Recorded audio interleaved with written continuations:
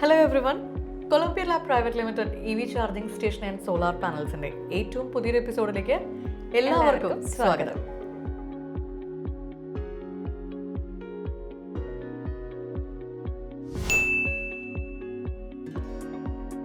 മെയിനായിട്ട് on grid എന്ന് പറയുമ്പോൾ എല്ലാവർക്കും അറിയുന്നതാണ് നമ്മൾ പാനൽസും ഇൻവേർട്ടേഴ്സൊക്കെ യൂസ് ചെയ്ത് ജനറേറ്റ് ചെയ്യുന്ന നമ്മുടെ വൈദ്യുതി ഗ്രിഡിലേക്ക് കൊടുക്കുക എന്നുള്ളതാണ് മെയിനായിട്ട് ഓൺ ഗ്രിഡിനോട് ഉദ്ദേശിക്കുന്നത്. അവരുടെ ഒരു മെയിൻ അജണ്ട എന്ന് പറയുന്നത് തന്നെ 2030 ആകുമ്പോഴേക്കും ഏകദേശം ഒരു 14 to 28 ഗിഗാവാട്ട് ഒരു നമുക്ക് റീയൂസ് ചെയ്യാൻ പറ്റുന്ന രീതിയിലുള്ള എനർജി നമുക്ക് എൻഷുർ ചെയ്യാൻ പറ്റും.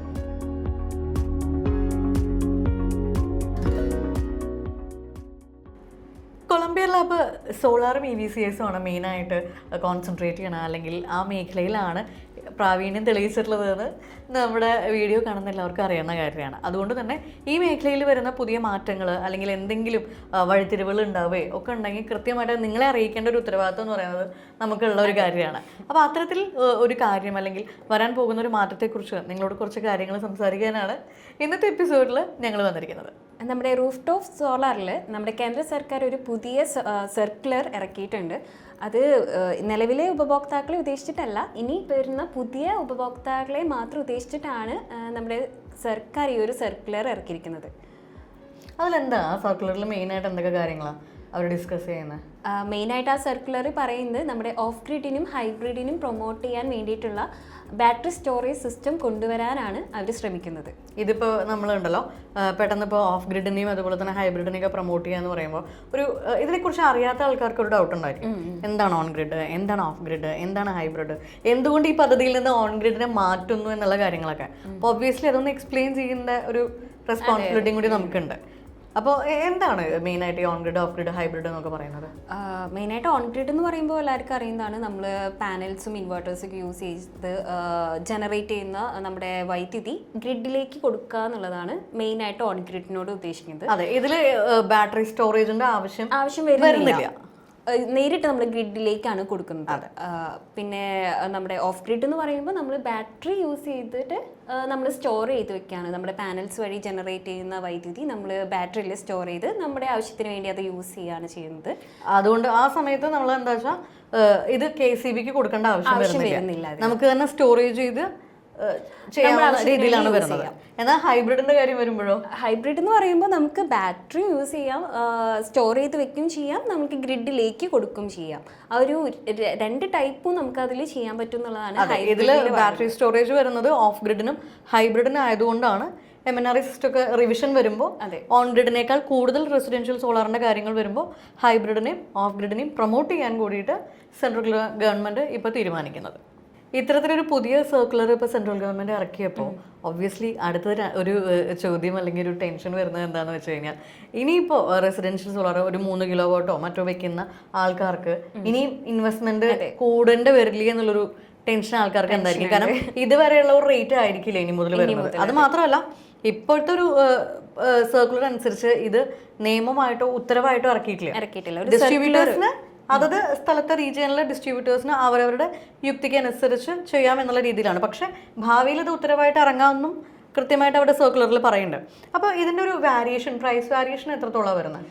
നമുക്കിപ്പോൾ ഒരു 3 കിലോവാട്ട് എടുക്കുകയാണെന്നുണ്ടെങ്കിൽ ഒരു 2 അവർ സ്റ്റോറേജിന് വേണ്ടിയിട്ട് നമുക്ക് 6 കിലോവാട്ട് ബാറ്ററിയാണ് യൂസ് ചെയ്യേണ്ടി വരുന്നത്. അപ്പോൾ അതിന് നമുക്കൊരു 40,000 രൂപയുടെ ചിലവാണ് എക്സ്ട്രാ വരുന്നുള്ളൂ. അപ്പോൾ നമുക്കിത് അത്ര ഭയങ്കര ചിലവെന്നല്ല, ഒരു 40,000 രൂപയുടെ ഒരു എക്സ്ട്രാ ചിലവാണ് നമുക്ക് അത്രയായിട്ട് വരുന്നുള്ളൂ. അപ്പോൾ അതുകൊണ്ട് തന്നെ ഇപ്പോൾ ഒരുപാട് കാശ് വരുമോ അല്ലെങ്കിൽ ഇതിന്റെ വാരിയേഷൻ എത്രത്തോളം വരുന്നുണ്ട് എന്നുള്ള വല്ലാണ്ട് ടെൻഷൻ അടിക്കേണ്ട ഒരു ആവശ്യം വരുന്നില്ല. അത് മാത്രമല്ല, ഇപ്പം നേരത്തെ നമ്മൾ സംസാരിച്ചിരുന്ന പോലെ തന്നെ എക്സിസ്റ്റിംഗ് ആയിട്ടുള്ള കസ്റ്റമേഴ്സിനെ ഇത് ബാധിക്കുന്നില്ല, പുതിയതായിട്ട് വരുന്നവരെയാണ് ഇത് ബാധിക്കുന്നത്. അപ്പോൾ ഇപ്പം ആരെങ്കിലും ഇതിന്റെ ഇൻസ്റ്റലേഷനോ കാര്യങ്ങളോ ഒക്കെ നടത്തിക്കൊണ്ടിരിക്കുകയാണെങ്കിൽ എത്രയും പെട്ടെന്ന് കംപ്ലീറ്റ് ചെയ്ത് കഴിഞ്ഞാൽ അവർക്കതൊരു ലാഭകരമായി അടുത്ത മാസത്തോട് കൂടിയിട്ട് 2024-25 ഫിനാൻഷ്യൽ ഇയർ തീരുകയാണ്. പിന്നീടായിരിക്കും ഓരോ പുതിയ പദ്ധതികളും കാര്യങ്ങളൊക്കെ വരുന്നത്. അപ്പം ഇപ്പം എന്തെങ്കിലും പദ്ധതികൾ ഉണ്ടെങ്കിൽ എത്രയും പെട്ടെന്ന് അത് ചെയ്യുന്നത് നന്നായിരിക്കും. നമ്മൾ സോളാറിൻ്റെയൊക്കെ കാര്യങ്ങൾ കേൾക്കുന്നതിന് മുമ്പ് തന്നെ വീടുകളിൽ എപ്പോഴും നമ്മളെ കുട്ടിക്കാലം മുതലേ പറഞ്ഞ് മനസ്സിലാക്കുന്ന ഒരു കാര്യമുണ്ട്.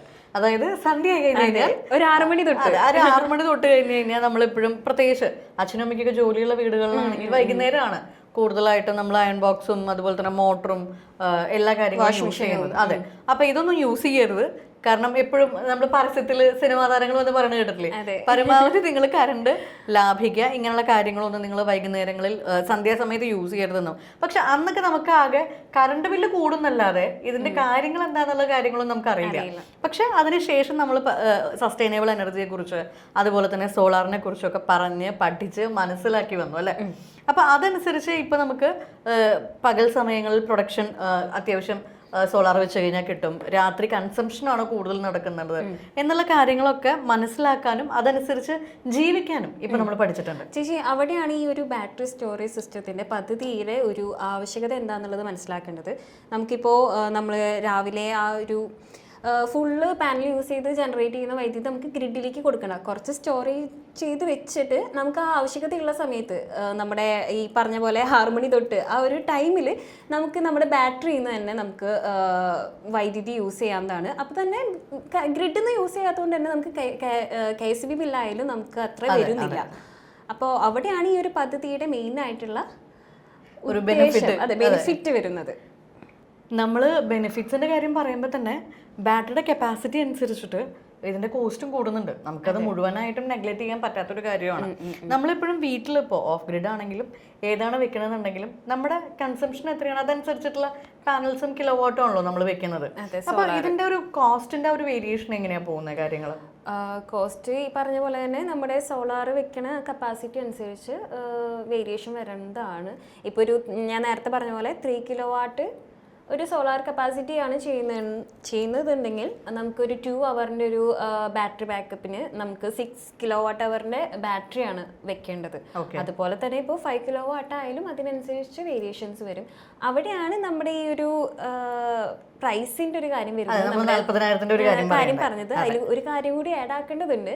നമ്മൾക്ക് ഈ 3 കിലോ വാട്ടിന് ഇപ്പോൾ ഈ 40,000 എക്സ്ട്രാ വരുന്നു പറഞ്ഞത് നമ്മുടെ സോളാർ സബ്സിഡി MNRE സബ്സിഡിയുടെ കണക്കിലെടുത്തിട്ടാണ് 40,000 രൂപ എക്സ്ട്രാ വരുന്നത്.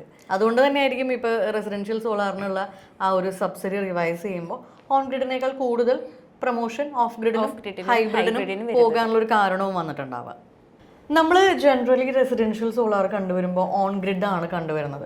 അപ്പോൾ അങ്ങനെ വരുമ്പോൾ ഡയറക്ട്ലി ഇലക്ട്രിസിറ്റി മുഴുവൻ ഗ്രിഡിലേക്ക് തന്നെയാണ് പോയിക്കൊണ്ടിരിക്കുന്നത്. അതുകൊണ്ട് തന്നെയായിരിക്കാം ഇവർ ഈ ഗ്രിഡിലേക്ക് ഒരു പരിധിയിൽ കൂടുതൽ നമ്മുടെ വൈദ്യുതി എത്തുന്നതുകൊണ്ട് അതൊരു ഫ്യൂച്ചറിൽ പ്രോബ്ലം ആയേക്കാം. അല്ലെങ്കിൽ ഫ്യൂച്ചർ പ്രോബ്ലത്തിൽ നമുക്ക് മഴ പറയാട്ടോ. കാരണം ഇനി ഒരു 3-4 മാസത്തിനുള്ളിൽ എന്തായാലും മഴക്കാലം വരാൻ പോവാണ്. അപ്പൊ ഒബ്വിയസ്ലി പ്രൊഡക്ഷൻ കുറയും. പ്രൊഡക്ഷൻ കുറയുമ്പോൾ അതിന്റെ ഒരു മെയിൻ ഡിഫക്റ്റ് എന്ന് പറയുന്നത് നമ്മുടെ ഗ്രിഡിന്റെ ഹെൽത്തിനെ ബാധിക്കുന്നുള്ളത് എടുത്തു പറയേണ്ട ഒരു കാര്യം. നമ്മുടെ ഗ്രിഡിന്റെ ഹെൽത്തിനെ ബാധിക്കും എന്നുള്ളത് കൊണ്ടുമാണ് അവർ ഈ ഒരു പദ്ധതി നമ്മുടെ സെൻട്രൽ ഇലക്ട്രിസിറ്റി അതോറിറ്റി CEA ഈ ഒരു പദ്ധതി നമുക്ക് വേണ്ടി കൊണ്ടുവന്നിരിക്കുന്നത്. അവരുടെ ഒരു മെയിൻ അജണ്ട എന്ന് പറയുന്നത് തന്നെ 2030 ആകുമ്പോഴേക്കും ഏകദേശം ഒരു 14 to 28 ഗിഗാവാട്ട് ഒരു നമുക്ക് റീയൂസ് ചെയ്യാൻ പറ്റുന്ന രീതിയിലുള്ള എനർജി നമുക്ക് എൻഷുർ ചെയ്യാൻ പറ്റും. അപ്പൊ അതൊരു ചെറിയ കാര്യമല്ല. എപ്പോഴും നമ്മൾ ഇത്തരത്തിലുള്ള കാര്യങ്ങളിൽ ഇപ്പൊ പറഞ്ഞു ഇപ്പൊ തന്നെ സർക്കുലർ ഇറക്കുന്നത് 2030 വിചാരിച്ചിട്ടാണ്. അപ്പൊ നമ്മളെപ്പോഴും സസ്റ്റൈനബിൾ എനർജി ഒരിക്കലും ഇന്നത്തേക്ക് വേണ്ടിയിട്ടോ അല്ലെങ്കിൽ കുറച്ച് ദിവസത്തേക്കോ വേണ്ടിയിട്ടല്ല, നമ്മൾ ലൈഫ് ലോങ് ആയിട്ട് എപ്പോഴും ഫ്യൂച്ചറിൽ നമ്മൾ കൺസിഡർ ചെയ്തിട്ടാണ് ഇങ്ങനെയുള്ള കാര്യങ്ങൾ ചെയ്യാൻ പറ്റുന്നത്. അപ്പൊ ഇപ്പൊ ഒരു പരീക്ഷണാടിസ്ഥാനത്തിലാണ് ഡിസ്ട്രിബ്യൂട്ടേഴ്സിനും ഡീലേഴ്സിനും ഒക്കെ ഒന്ന് അതത് റീജിയനിലുള്ള നേരത്തെ പറഞ്ഞ പോലെ അവർക്ക് കൺസിഡർ ചെയ്യാം. പക്ഷെ ഭാവിയിൽ ഇത് കൺഫേം ആയിട്ടും ഇതൊരു ഉത്തരവായിട്ട് തന്നെ ഇറക്കും എന്നുള്ള രീതിയിലാണ് ഗവൺമെന്റ് ഇപ്പോൾ ഒരു സ്റ്റാൻഡ് എടുക്കുന്നത്. നമ്മളെപ്പോഴും ഡെവലപ്മെന്റ് എന്നൊക്കെ പറയുമ്പോൾ എപ്പോഴും നമ്മൾ ഒരു അർബൻ ഏരിയാസിനെയാണ് കോൺസെൻട്രേറ്റ് ചെയ്യുന്നത് അല്ലെ. നഗരങ്ങളിലേക്ക് നോക്കൂ, നഗരങ്ങളിലെ വികസനം നോക്കൂ എന്നൊക്കെ പറഞ്ഞിട്ടാണ്. ഈ ഒരു പദ്ധതിയുടെ വേറൊരു ഉദ്ദേശം അല്ലെങ്കിൽ ഏറ്റവും ബെനിഫിറ്റ് ആവുന്നത് ഈ സെമി അറേബ്യൻ അല്ലെങ്കിൽ റൂറൽ ഏരിയാസിനാണ്. അവർക്കായിരിക്കും ഇത് ഏറ്റവും കൂടുതൽ യൂസ് ആയിട്ട് വരാം. എന്താ വെച്ചാൽ അവിടെ ഇടയ്ക്ക് കറണ്ട് പോലും ഗ്രാമങ്ങളിൽ പ്രത്യേകിച്ച് അഗ്രികൾച്ചറൊക്കെ ഏറ്റവും കൂടുതൽ ഉള്ളതാണ് ഗ്രാമങ്ങളിൽ. ഒരു ബാറ്ററി സ്റ്റോറേജ് വരുന്നത് കൂടി തന്നെ അവർക്ക് ആ ഒരു ടൈമിൽ നമ്മുടെ ഈ ഒരു ബാറ്ററി യൂസ് ചെയ്ത് അവർക്ക് അവരുടെ കൺസപ്ഷൻ ചെയ്യാവുന്നതാണ്. അപ്പോൾ അവർക്ക് ഏറ്റവും യൂസ്ഫുൾ ആയിട്ടുള്ള ഈ പദ്ധതി ആ ഒരു സെമി അറേബ്യൻ റൂറൽ ഏരിയക്കാർക്കാണ്. ഈ ഒരു സർക്കുലർ വന്നപ്പോൾ നിങ്ങൾക്ക് ചിലപ്പോൾ നമ്മൾ ഇത്രയും കാര്യങ്ങൾ പറഞ്ഞപ്പോൾ ഇനി ടെൻഷൻ കൂടിയോ അല്ലെങ്കിൽ നിങ്ങൾ ഇതിനെക്കുറിച്ച് കൂടുതൽ എക്സൈറ്റഡ് ആണോ എന്നുള്ള കാര്യങ്ങളൊന്നും അറിയില്ല. പക്ഷേ നമുക്കിതിൽ പറയാവുന്ന ഒരു കാര്യം എന്താണെന്ന് വെച്ച് കഴിഞ്ഞാൽ സോളാറിനെ കുറിച്ചിട്ടുള്ള നമ്മൾ എല്ലാ എപ്പിസോഡിലും പറയുന്ന കാര്യമാണ്. എന്ത് എൻക്വയറി നിങ്ങൾക്കുണ്ടെങ്കിലും ഡൗട്ട് ഉണ്ടെങ്കിലും നമ്മളെ കോൺടാക്ട് ചെയ്യാം. അത് മാത്രമല്ല ഇങ്ങനെയുള്ള ഉത്തരവുകൾ ഭാവിയിലേക്ക് കൺഫേം ആവുകയാണെങ്കിൽ നിങ്ങളെപ്പോഴും എത്രയും പെട്ടെന്ന് തന്നെ വീടുകളിലും മറ്റും സോളാർ ഇൻസ്റ്റാൾ ചെയ്യുകയാണ് നല്ലത് അല്ലേ? ചേച്ചി നേരത്തെ പറഞ്ഞ പോലെ തന്നെ ആരെങ്കിലും സോളാർ വെക്കാനായിട്ട് ഇങ്ങനെ ആഗ്രഹിക്കുന്നവരാണ് എന്നുണ്ടെങ്കിൽ ഈ ഒരു ഫിനാൻഷ്യൽ ഇയറോട് കൂടി തന്നെ നിങ്ങളത് ചെയ്യണം നല്ലത്. അത് മാത്രമല്ല ഇപ്പോൾ സോളാറിനൊക്കെ ബാങ്ക് ലോൺസ് ഒക്കെ ഈസി ആയിട്ട് തന്നെ കിട്ടുന്നുണ്ട് അല്ലേ? പിന്നെ നമ്മുടെ കസ്റ്റമേഴ്സ് പറയുന്ന പ്രധാനപ്പെട്ട ഒരു കാര്യം എന്ന് പറയുന്നത് ടെക്നിക്കലായിട്ടുള്ള ഹെൽപ്പൊക്കെ നമ്മൾ തന്നെ ചെയ്ത് സഹായിക്കുന്നത് കൊണ്ട് അവർക്ക് കുറച്ച് കാര്യങ്ങളൊക്കെ പെട്ടെന്ന് നടക്കുന്നുണ്ടെന്ന് പറയുന്നുണ്ട്. അപ്പോൾ ആ ഒരു വിശ്വാസം നമ്മുടെ ഓരോ കസ്റ്റമേഴ്സിനും നമുക്ക് കൊടുക്കാൻ പറ്റുന്നത് തന്നെ നമ്മുടെ ഒരു വിജയമാണ്. അപ്പോൾ ഇന്നത്തെ കാര്യങ്ങളൊക്കെ ഏകദേശം നിങ്ങൾക്ക് മനസ്സിലായെന്നാണ് നമ്മൾ വിചാരിക്കുന്നത് അല്ലേ? അപ്പോൾ നമുക്ക് എന്തായാലും അടുത്ത എപ്പിസോഡിൽ കാണാം.